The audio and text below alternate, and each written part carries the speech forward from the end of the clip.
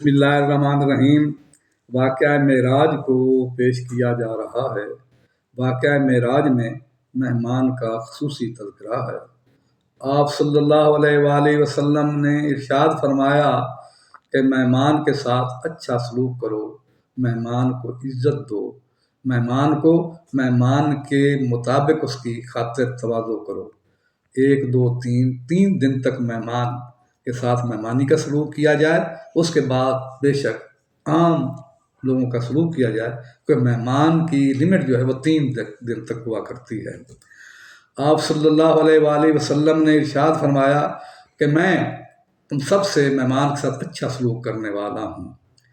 آپ صلی اللہ علیہ وآلہ وسلم مہمان جس قسم کا بھی ہوتا، مسلمان ہوتا، کافر ہوتا، مشرک ہوتا، بے دین ہوتا، عیسائی ہوتا، یہودی ہوتا، اس کو ہمیشہ پروٹوکول دیتے۔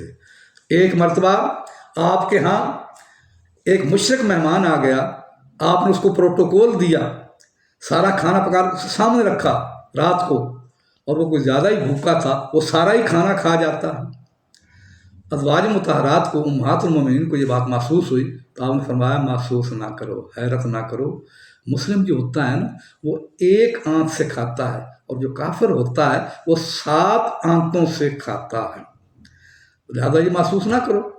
اب وہ اتنا کھانا کھا کر ایک حجرے میں سو گیا، رات کسی نے اس کی باہر سے کنڈی بند کر دی۔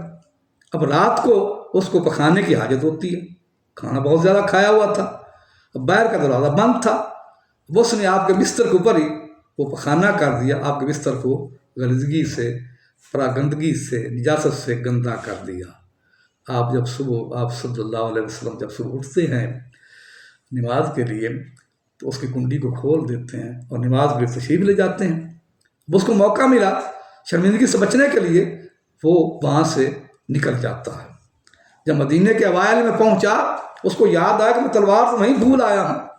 اب واپس پلٹا، جب واپس آیا تو کیا منظر دیکھا، وہ مالک کونین، وہ دونوں جہانوں کے جو آقا و مولا ہیں، وہ خود اپنے ہاتھوں سے اس کی گندگی کو دھو رہے ہیں۔ وہ دیکھ کر حیران رہ گیا، کہنے لگا میں اس پہ ایمان بھی نہیں لاتا تھا، اس نے محسوس نہیں کیا، اس نے سارا کھانا میرے سامنے رکھا، محسوس نہیں کیا، اور میں نے اس کے بستر کو رات کو گندا کیا، اور اس کا یہ عالم ہے، اس کی یہ عظمت ہے۔ آگے بڑھا، قربان ہو کر قدموں پہ سر رکھا، کہتا ہے اے آقا یا رسول اللہ، میری زہری گندگی کو دھونے والے آقا، مجھے کلمہ پڑھا کر میری روحانی گندگی کو صاف کر کے مجھے ہمیشہ کے لیے صاف و ستھرا فرما دیں۔